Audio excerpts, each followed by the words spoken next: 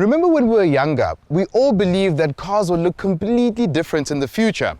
Well, it's nearly the end of 2021 and cars still look like cars. They look all very similar. I haven't really seen anything that looks out of the ordinary or something that looks too futuristic. Until now.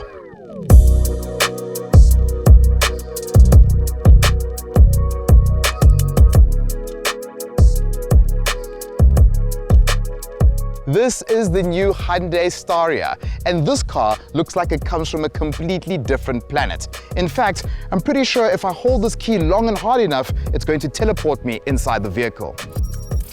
It worked! Of course, the biggest talking point in a vehicle like this is the looks both inside and out, so let's explore that a bit further. The Staria's futuristic exterior is defined by a single stroke running from left to right. Its front end is embellished with horizontal daytime running lights and a positioning lamp, together running across the width of the vehicle and complemented by a bold, wide radiator grille with a unique pattern. The premium model features an exclusive tinted brass chrome treatment applied to the Hyundai's emblem, grille, headlight bezels, front and rear bumpers, wheels, side mirrors, and door handles to emphasize the vehicle's upmarket modern look.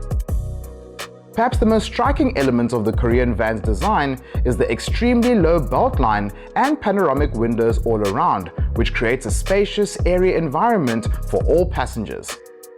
The driver's seat has a futuristic high-tech look with an advanced 10.25-inch front display screen, touch-based center fascia, and button-type electronic shifter lever. The digital cluster is located on top of the dashboard, providing an unobstructed view for the driver. Storage spaces abound from the overhead console to the bottom of the center fascia. Both driver and passengers also have access to a center console equipped with cup holders, USB ports, and additional storage space. The Staria's interior is available in a host of subdued yet classy color combinations, including two-tone options. Our test unit's light grey trim is perhaps not the most practical, but it definitely looks the business. Okay, enough about the styling now. Let's go for a drive.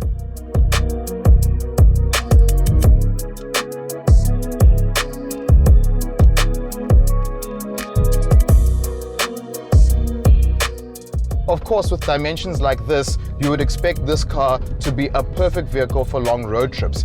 And with my experience right now, I can tell you that that is exactly the case.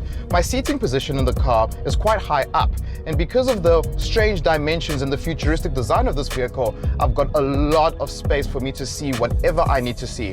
Wherever I cast my eye, I've got a great viewing point as to where the vehicle is on the road, and at the same time, where other vehicles are in relation to me.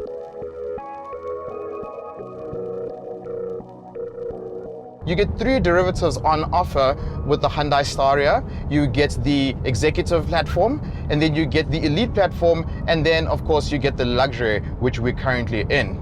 For me, and I'm sure for many consumers who aren't moving people around, but are rather going to look at a vehicle like this from a lifestyle perspective, this is the variant that you're most likely going to want to get, should your budget allow.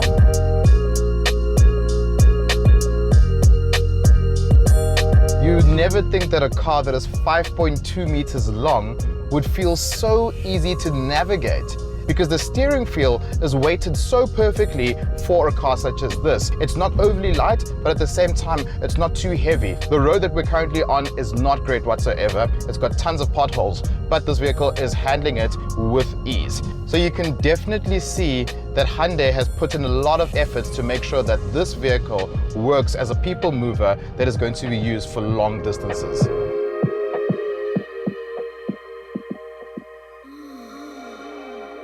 The one thing that we need to also speak about is the technology that is in this vehicle. From a safety perspective, you've got lane keep assist, you've got adaptive cruise control, you've got all the tech features that you would want in a vehicle like this. And I like the fact that the tech features don't feel too obtrusive. It doesn't feel like it's hampering on my driving experience. It still feels like I'm in control. But this car is a tech fest. There's a whole lot of things going on here. From this digital instrument cluster that I've got up front, it's got a nice little nifty feature that when I indicate, I can see the camera literally display itself on the screen, and I can see the front wheel of the vehicle in the direction that I'm turning in. And that makes it easier to make sure that I always get my line right in a large vehicle such as this.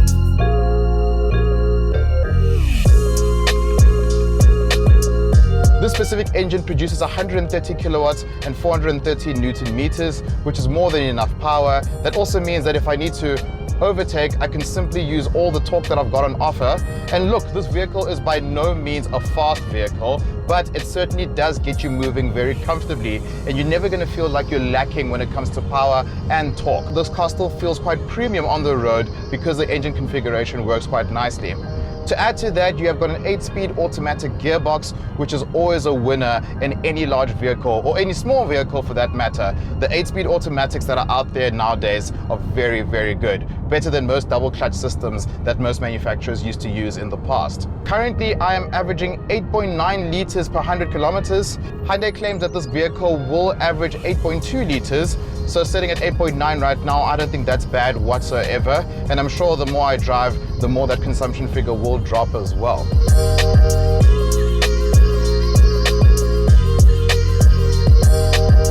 If you look at what it replaces, the Hyundai H1 was always a nice vehicle, but it always had that stigma about it that felt quite corporate. It didn't look like the kind of car that you would use as a family vehicle, but rather something that you would use for your business. This, on the other hand, really looks like a premium vehicle. It's really up there with the likes of a Mercedes-Benz V-Class and VW's Caravelle. Much like its name, the Hyundai Staria hopes to shine bright like a diamond. And personally, I think it will, considering all that it gives you, and on top of all of that, its starting price of 789,000 Rand. Looking at all those things, I really do think that this car will do well in our market. But it's not up to me, it's up to the South African consumer to decide its fate.